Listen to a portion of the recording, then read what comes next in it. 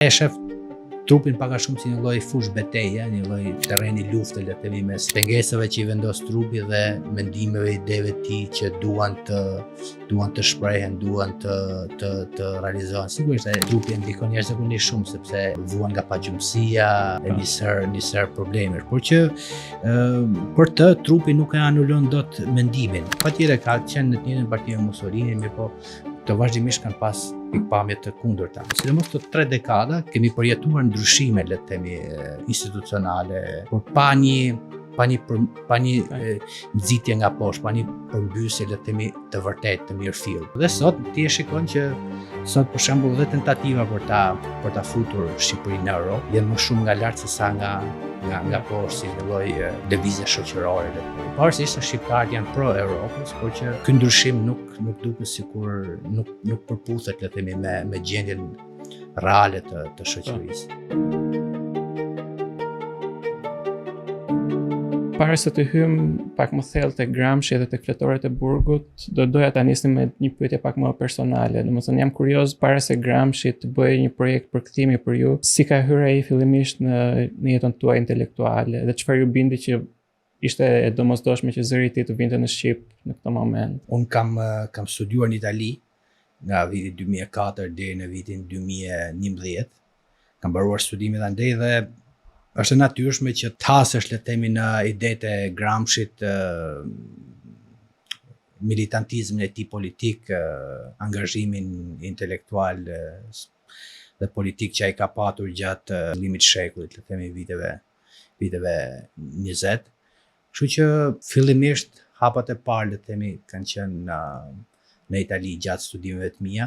Dhe gjatë, le të themi, frekuentimit që u bëja grupeve të majta, qendrave sociale që quhen të majta, aty kam hasur, le të themi, idetë e para, nxitjet e para për të lexuar Gramscin. Duket pak paradoksale sepse në Itali Gramsci nuk është shumë i përhapur viteve të fundit, flas, dekadat të fundit, se më përpara ka patur një farë përhapje, populariteti. Por që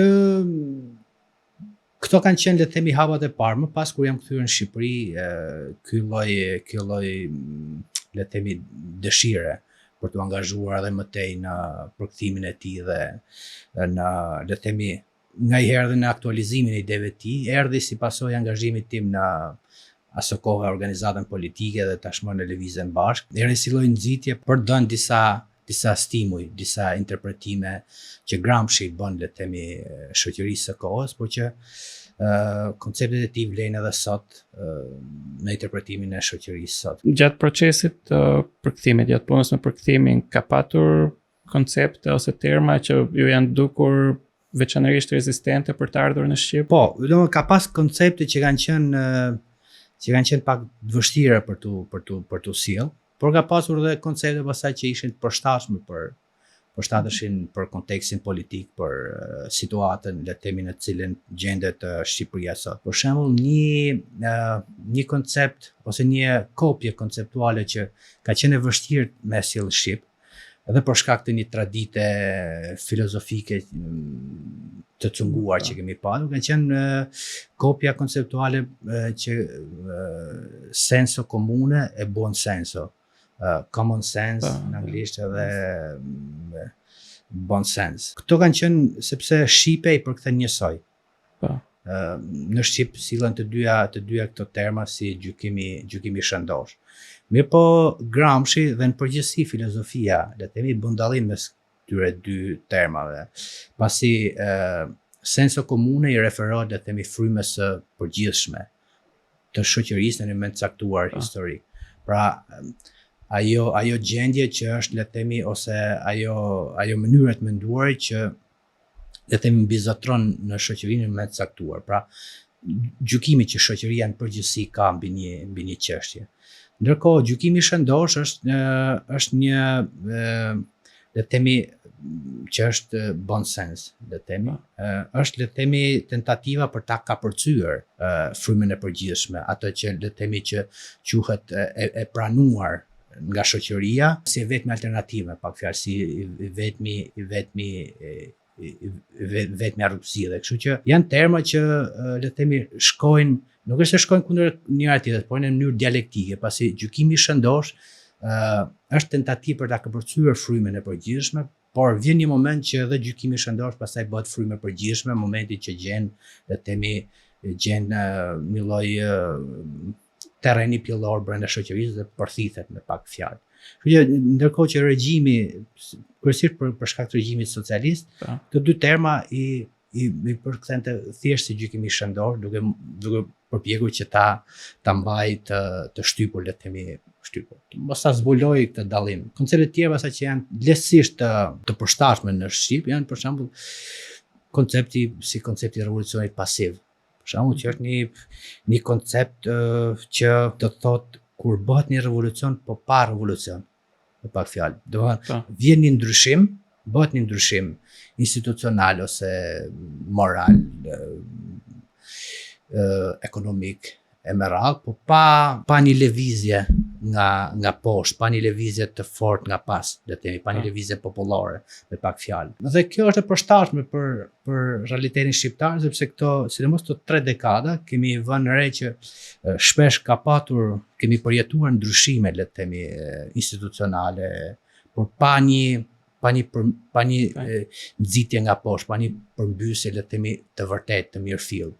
Pra është një revolucion, le të themi, që vjen nga lart, me pak fjalë, nga elitat sunduese. Dhe sot ti e shikon që sot për shembull dhe tentativa për ta futur Shqipërinë në Europë vjen më shumë nga lart se sa nga poshtë, si një lloj lëvizje shoqërore, le të themi. Pavarësisht se shqiptarët janë pro Europës, por që le të themi ky ndryshim nuk duket sikur nuk përputhet, le të themi, me gjendjen reale të shoqërisë. Kush do ishte keq kuptimi më i madh që i bëjmë Gramscit dhe veprës së tij ose shkrimeve të tij sot, jo vetëm në Shqipëri, por ndoshta përgjithsisht? Tani mbase termi keq kuptim mbase është duket pak sa jo negativ, por sikur e zbeh pak atë frymën, le të themi, të veprës së Gramscit, sepse vetë mënyra se si shkruan Gramsci në një farë mënyre me shënime, në mënyrë le të themi fragmentuar, por jo në kuptimin negativ. Ka një larmi, le të themi, tematikash të cilët ai trajton, i rikthehet disa herë çështjeve, i ripërpunon, i ritrajton. Për shembull, gjërat që thot në fletoret e para, përpiqet i transformon, i përpunon pastaj në fletoret e më vonshme. Kështu që vetë mënyra se si ai mendon, mënyra se si ai shkruan është në një proces ndryshimi të vazhdueshëm. Pra një lloj përmirësimi, një lloj transformimi që ai bën ideve të tij edhe brenda kontekstit burgut, edhe brenda kufizimeve që ai ka për sa i përket literaturës, leximeve me radhë. Kështu që vetë mendimi i Gramscit është një lloj ndryshimi, një lloj rinterpretimi që ai bën vetes në mënyrë të vazhdueshme, në rishpikje, dhe ka terma që ai le të themi transformon me kalimin e kohës, siç mund të jenë koncepti i klasave të nënditura, koncepte të tjera, për shembull si ai i aleancave. Kështu që nuk mund të themi tamam për këtë kuptim, por nëse do rendisja disa gjëra që le të themi mund t'i quajmë një lloj ndryshimi, drejtimi që ka hapësuar mendimi i tij nga interpretues të ndryshëm, për shembull mund të përmend faktin e konceptin e populizmit. Idetë populiste, partitë populiste shpesh bazohen tek interpretimi që ata i bëjnë Gramscit. Pra, mënyrën se si e shohin politikën si lloj kërkimi konsensusi i vazhdueshëm në popull. Pra, tentativë, le të themi, për të krijuar një lloj hegemonie mbi popullin nëpërmjet konsensusit, duke lënë me një anë për shembull ndarjen klasore, duke lënë me një anë, le të themi, koncepte të tjera që janë të rëndësishme për Gramsci, koncepti i organizimit, i disiplinës e radhë. Ndërkohë partitë populiste nuk duket sikur e kanë këtë bazë, le të themi, bazë klasore, por përpiqen të drejtohen popullit në tërësi dhe të korrin konsensin ndaj tij, duke përpjekur të interpretojnë atë që thoshte Gramsci mbi hegemoninë. Pra, si një lloj sundimi dhe drejtimi nëpërmjet konsensusit. Kjo mund të jetë, le të themi, ajo që mund të jetë këndshkuptimi i madh, le të themi, kur përqendrohesh vetëm tek një aspekt i mendimit të tij, që është për shembull aspekti konsensusit, i bindjes. Fakti që shumë ide të Gramshit trajtohen vetëm në aspektin akademik. Ai trajtohet shumë në universitete, idetë e tij. Duke qenë se është mendimtar poliedrik, ka folur për disa tematika, në universitet ai ka gjetur një terren pjellor. Mirë po Gramsci është mbi gjitha është politikan, është aktivist, militant që është përpjekur ta transformojë shoqërinë nëpërmjet angazhimit përditshëm, nëpërmjet disiplinës, ideve, kontaktit me njerëzit, me shtresat e nënrenditura, me punëtorët e me radhë, kështu që ka një prirje për ta trajtuar më shumë në katedrat sesa në jetën praktike. Transformimin praktik, le të themi, të jetës së shtresave shoqërore të gjera. Në fakt, do doja të flisnim pak edhe për jetën e tij, sepse hyn tek ata pak intelektual që edhe jeta e tij është pak dramatike sa shkrimet ose sa idetë e tij pak tronditse. Ai u lind në Sardenja, në atë kohë një nga ishujt më të varfër të Italisë, por që ndoshta edhe sot me përjashtim të turistëve mbetet një ishull i varfër. Mos gaboj, kanë qenë në një farë mënyrë aleat me Mussolinin, gjatë kohës që Mussolini bënte pjesë tek socialistët para se rrugët e tyre të ndaheshin në mënyrë përfundimtare. Dhe jam kurioz pse konsideroj mendimi i Gramshit kaq i rrezikshëm, saqë edhe në shpalljen e dënimit nga gjykatësi u citua se duhej ndaluar se funksionuar i truri i tij për 20 vjet. Për të nisur nga ku e fillove ti, le të themi. Ai lind patjetër një ishull shumë të varfër, një fshat, le të themi. Dhe Sardenia së kohë konsideroi, le të themi, si një territor me një popullsi inferiore. Kanë qenë teoritë pozitiviste të kohës që i trajtonin territorët caktuar ose shtresat e caktuara shoqërore në aspektin e inteligjencës, dijes, le të themi. Dhe trajtoheshin si qenie inferiore, le të themi, në gjitha aspektet. Mirë po për Gramshin kjo ka qenë diçka që është përpjekur ta tejkaloj vazhdimisht, duke thënë që unë nuk është se kam një racë, nuk është të caktuar. Jam qytetar, jam italian, jam brumosur me kulturën italiane dhe kjo, le të themi, kjo ka rëndësi, nuk ka rëndësi, le të themi, nëse vi nga një zonë malore, siç është zonë, le të themi, izoluar si që është Sardenia. Patjetër ka qenë në të njëjtën parti me Mussolini, mirë po të vazhdimisht kanë pas pikpamje të kundërta. Gramsci nuk ka qenë quheshin aso kohë interventist, mbështetës, le të themi, të futjes së Italisë në luftë. Gramsci ka qenë kundër, le të themi, por me një dallim nga të tjerët, sepse Gramsci thoshte sigurisht Italia nuk duhet futet në luftë për të luftuar popujt e tjerë që janë në të njëjtën, le të themi, situatë si Italia, pra popujt e thjeshtë. Mirë po duhet ta shfrytëzoj luftën për të bërë atë që për shembull ndodhi në Bashkimin Sovjetik, në Rusinë e kohës, për që klasat punëtore të marrin pushtetin. Në kohë Mussolini ka qenë interventist, Mussolini ka qenë nacionalist, Gramsci internacionalist. Kështu që ka pas njëri besonte te lufta e klasave, tjetri besonte tek uniteti kombëtar, le të themi, pa pas një dallim. Ndërkohë për të rikthyer, le të themi, pyetjes tuaj rreth rrezikshmërisë së Gramshit. E vërtet, akuza e tij kryesore ka qenë, le të themi, organizim i punëtorëve dhe fshatarëve kundër për të përmbysur pushtetin e Italisë. Kështu që ka qenë akuza më e rëndë që mund t'i bëhe një politikani dhe sigurisht përpjekja e tyre është që t'ia ndalonin, le të themi, të menduarit, sepse arma më fuqishme e tij ka qenë mendimi, po jo thjesht mendimi teorik, por mendimi organizativ. Pra, ai ka qenë organizator shumë i mirë. Gramsci në 2 vjeçarin e kuq, le të themi, nga 1919 deri në 1920 istenishin, le të themi, ai ka arritur të jetë një nga organizatorët më të rëndësishëm bashkë me gazetën e tij të këshillave të punëtorëve, që ishte, le të themi, lëvizja më e rëndësishme punëtore e Europës së atyre kohëve, ku punëtorët morën vërtet pushtetin. Është e famshme asë kohë pushtimi i fabrikës së Fiatit. Kështu që kur thonë që duhet t'ia ndalojnë të menduarit, kanë fjalë për mendimin organizativ, mirë po nuk ju doli mirë, sepse ai bëri të kundërtën. Në burg mendoi më shumë se sa bënte për jashtë ai. Sigurisht kufizuar nga nga rrethanat. Po e mira ishte që në burg ai ishte le të themi pa ndikuar nga gjërat dytësore, gjërat rastësore, gjërat e s'përditshme. Që kishte mundësi që të mendonte, të reflektonte mbi gjërat le të themi që kanë durojnë në kohë, le të themi, kanë një lloj jetëgjatësie. Ky ishte qëllimi i tij, krijonte gjëra që mbesin në histori. Jeta e Gramscit ka qenë e shënjuar nga vuajtjet fizike, nga sëmundjet kronike. Jam kurioz sa i pranishëm është trupi në mendimin e tij, në atë që ai shkruan. Siç dim, ai vuante nga tuberkulozi i shtyllit kurrizore, ka patur probleme me shtyllën kurrizore, është futur në punë në moshë fare të vogël dhe është dashur ta lërë atë punë sepse ishte punë fizike dhe nuk e bënte dot. A ndihet prania e trupit dhe këtyre vuajtjeve në atë që ai shkruan? Po dhe jo. Të dyja mund vlejnë. Po të lexosh letrat që ju dërgon familjarëve, aty mund ta vesh re, le të themi, sepse ju rrefehet duke treguar problemet, vështirësitë që ai ka në burg, le të themi. Kështu që ju tregon që për vështirësitë dhe problemet që i shkakton, le të themi, smundja, dhimbja, por nuk është se e bën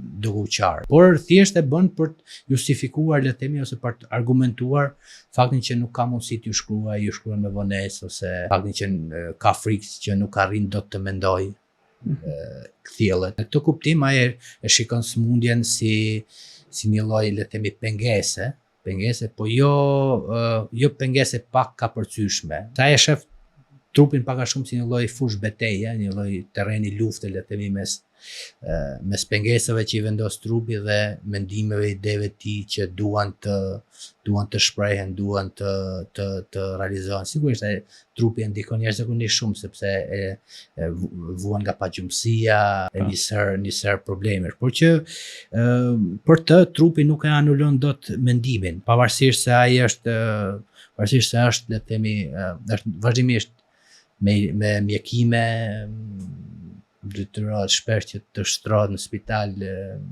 disa probleme, por prapë ai tek mendimi i tij nuk shikon, le të themi, tek fletorët nuk e përmend këtë gjë askund. Tek letrat pak më ndryshe e përmend sepse duhet kur flet me të afërmit. Por që nuk besoj të jetë, nuk e ka penguar, le të themi, as të shpreh mendimet e tij, nuk ka penguar as në aktivizmin e tij politik kur ishte jashtë burgut. Edhe pothuajse një shekull më mbrapa, mendimi i tij vazhdon të jetë në një farë mënyrë i rrezikshëm ndaj hegemonisë, do ta quante ai, po në përgjithësi ndaj status quo, ndaj kësaj gjendje së pandryshueshme që jetojmë çdo ditë. Sigurisht, Gramsci sot, le të themi, mund të risillet në disa forma, le të themi, ajo quhet problemi gramscian,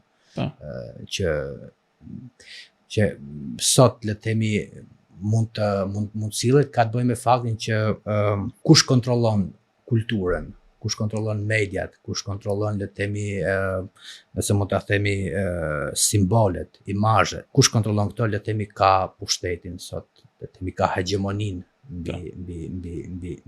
mbi shoqërinë. Dhe Gramsci është ende, le të themi, sot një piknisje, le të themi, një nxitës i fortë për interpretimin e aktualitetit nga më të dobishmit. Kjo e bën, le të themi, kjo bën pushtetin në të njëjtën kohë të fuqishëm, le të themi, sepse kontrolli i medias, kontrolli, le të themi, i kulturës, i shkollës, i dijes. Po në të njëjtën kohë ky mund të jetë një lloj piknisje për ta vënë pushtetin në krizë, pra krijimi një lloj alternative, krijimi ideve të reja që e vënë në pikpyetje pushtetin dhe mund t'i japin, le të themi, mund t'i japin nxitje drejt lindjes së kundër hegemonive, siç mund quhet.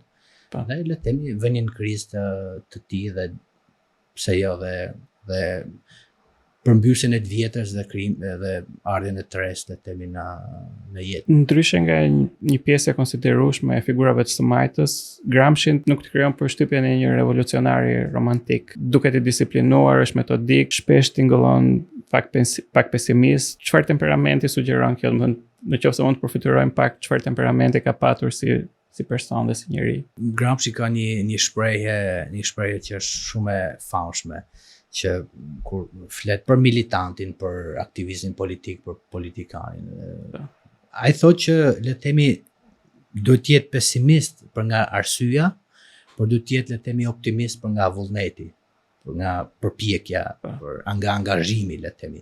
Pse pesimist? Pesimist për shkak se ti duhet të jesh le të themi realist në shpjegimin e rrethanave. Vjen një moment që ti e kupton realitetin në cilin ti jeton, kushtet në cilin ti jeton janë le të themi penguese, kanë një natyrë caktuar që le të themi mund të bëjnë pesimist, por ti vetëdijsohesh për kushtet në cilat ti jeton dhe vepron. Kështu që mund të jesh pesimist në kuptimin e shpjegimit të rrethanave në të cilën gjendesh, por që duhet të jesh më pas optimist për nga vullneti, sepse pikërisht duke i njohur këto rrethana, ti e ke më të lehtë që ti ka përcesh. Ai ka qenë i disiplinuar si mendimtar, ka qenë person që ishte metodik, kishte mënyrën e tij të vepruarit, të organizuarit, që ka qenë le të themi karakteristike gjitha partive politike të asaj kohe, sidomos partive të majta, kjo lloj disipline dhe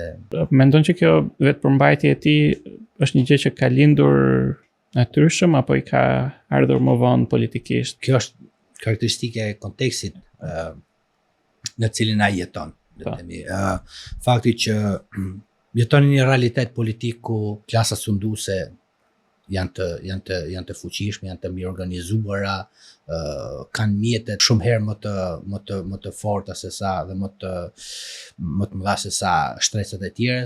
Kështu që kjo çfarë bën? Kjo e shtyn atë bashkë me pjesëtarët e tjerë të partisë së tij, që të krijojë le të themi një lloj mekanizmi mbrojtjes, që të jetë i disiplinuar, të jetë le të themi i vetëpërmbajtur, të mendohet mirë le të themi para se sa të veprohet, sepse duke patur përballë një pushtet që është i dhunshëm, që të vret, që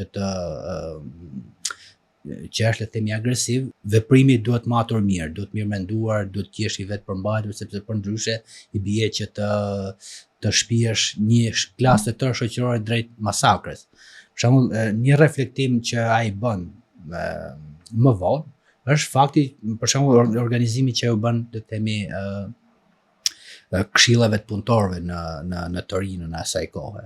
Dhe e kupton që ka patur mangësi, le të themi, ka patur jo vetëm mangësi, por edhe le të themi edhe kundërshtari ka qenë i fortë dhe base mund të veprohej ndryshe. Për të bërë të mundur le të themi që ai aksion politik të ishte i suksesshëm. Vetëpërmbajtja është karakteristike e partive të tilla, partive të vogla, partive që le të themi i vënë në plan të parë le të themi njerëzit. Duhet të pyes pak edhe si aktivist, se duket sikur sot është shumë e vështirë se sa po themi ndoshta në kohën e Gramscit ose edhe disa vite përpara që njerëzit të organizohen ose qoftë edhe të kenë një ndjesi solidariteti.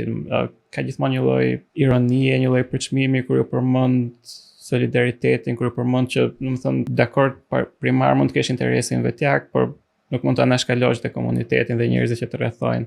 Duket sikur armiqtë e parë në thonjza të solidaritetit janë ata që vuajnë më shumë nga mungesa e tij. Jetojmë në një shoqëri që i mshon shumë le të themi individualizmit. I mshon shumë fakti që ti duhet t'ja dalësh, për t'ja dalë në banë duhet përpiqesh vetë, nuk mund t'i besosh askujt, sepse të gjithë të tradhtojnë. Ka një lloj përpjekje le të themi për t'i mshuar këtij individualizmi, që është individualizmi është le të themi ngaherë është armiku kryesor i solidaritetit. Kur ti e shikon atë tjetrin si konkurrent, si në thonjza si armik, kundërshtar, që është le të themi ajo që duan klasat sunduese praktikisht, këtë duan që të përcjellin tek shoqëria. Dhe fakti që ti ja del në jetë vetëm me forcat e tua, pra duhet të studiosh, duhet të krijosh lidhje, të krijosh lidhje të përshtatshme, ti nënshtrohesh le të themi, ti bindesh autoritetit. Dhe duke i bërë këtë gjëra, ti mund t'ja dalësh në jetë, le të themi, mund të jesh i suksesshëm, mund të pastaj krijosh të jetosh në mënyrë të shëndetshme me radhë. Kështu që ka një lloj kulture të përhapur këto dekadat e fundit që e shtyn individin drejt kësaj kësaj rruge. Mirë po, njerëzit shumë shpejt kanë filluar ta kuptojnë që fitoret që ti arrin individualisht shpesh nuk janë afat gjate, janë afat shkurtra. Nuk kanë një lloj konsistence, nuk të çojnë askund. Kështu që shpesh njerëzit e kuptojnë dhe fillojnë dhe organizohen me njëri tjetrin, fillojnë dhe bëhen më solidar, organizohen në fillim në grupe të vogla, pastaj në grupe më të mëdha, pikërisht sepse kapitalizmi në Shqipëri, që sa vjen e bëhet më agresiv, po i shkallmon këto besime tek individualiteti, tek fakti që mund t'ja dalësh me forcat e tua. Që kjo mund t'i shtyjë njerëzit më pas që t'jenë më solidar me njëri tjetrin, sepse format të tjera më pas duan kohën e tyre që përhapësh idenë që njerëzit janë vëllezër me njëri tjetrin. Plus feja më pas, shkallmimi i autoritetit fesë bën edhe këtë që sapo tham, shkallmimin e solidaritetit. Se feja ka qenë i mjet, por edhe tradita, edhe kultura, kanë qenë mjetet mira për të krijuar një lloj lidhje solidare mes njerëzve. Po dhe feja ka humbur autoritetin që ka patur më përpara. Nuk e ka më atë primat që e kishte dhe përjedhoi njerëzit nuk e vënë në plan të parë normat dhe etikën, le të themi, fetare. Nuk vënë në plan të parë më as normat dhe traditat që na përcjell, le të themi, historia, e përrjedhoi, le të themi, individualiteti mbetet, le të themi, vlera më përhapur në shoqëri që shkallmon pastaj të tjerë. Mi po thash, nuk e ka shumë të gjatë, sepse realiteti po i shtyn njerëzit që të gjejnë forma të tjera për t'ja dalë në shoqëri. Gramsci me gjas nuk do kishte mundur të përfituronte dot algoritme dhe rrjetet sociale që ekzistojnë sot. Megjithatë ai e kuptonte thellësisht fuqinë e kulturës. Nëse do t'i shihnim sot algoritmet, platformat dhe mediat sociale përmes lentes së Gramsci, a do i konsideronte ato si mjete çlirimi apo si mekanizma të reja hegemonie? Gramsci, le të themi, bën një analizë pushtetit duke u bazuar tek hegemonia kryesisht. Sigurisht pushteti nuk analizohet vetëm hegemoni, po analizohet dhe le të themi, me sundimin që shteti, le të themi, ushtron. E bën analizën e pushtetit duke nisur nga analiza e hegemonisë, një analizë që kalon përmes gjuhës. Gjuha, le të themi, është element thelbësor. Në një farë mënyrë i paraprin Foucault shumë kohë përpara, duke u marrë me këtë çështje. Kalon përmes gjuhës, që do thotë kalon përmes shkollës, përmes librave, përmes imazheve, simboleve. Sot mund të përdorim terma që thatë ju, algoritëm, imazhe, simbole. Le të themi, pushteti kalon, le të themi, për të krijuar hegemoninë e tij, kalon me domos përmes këtyre dispozitive, nëse mund ta quaj.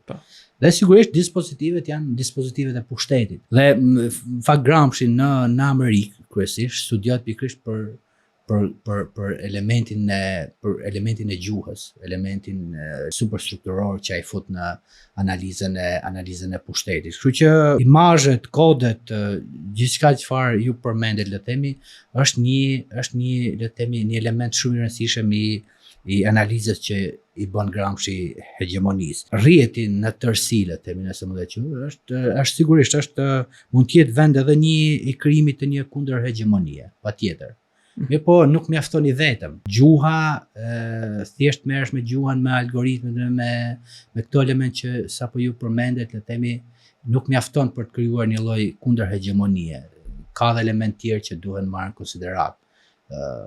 Element le të themi, më praktik, ose element që kanë lidhje të drejtë për drejtë me individin, me subjektin. Sepse deri në një farë pike ti mund t'i përdorësh, le të themi, mund t'i përdorësh këto forma.